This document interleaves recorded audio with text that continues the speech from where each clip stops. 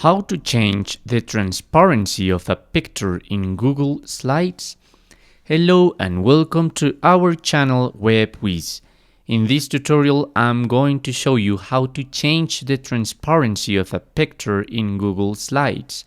So please watch till the end to properly understand the tutorial. So here I am in my Google Slides presentation. What I can do is go to the menu and insert an image. I can upload an image from my computer or search the web. I'm going to search the web and write, I don't know, like a home, and automatically I'm going to have different images. I'm going to select this and to insert the image. So as you can see, I have the image here. In the top of the image, I have a format options. So I'm going to click on it and I'm going to have a new menu to my right.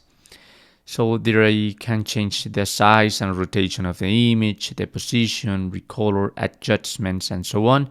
I'm going into adjustments and there I have my transparency. So as you can see, I can move this bar and the transparency of my image is going to change. So this is how to change the transparency of a picture in Google Slides. Thanks for watching.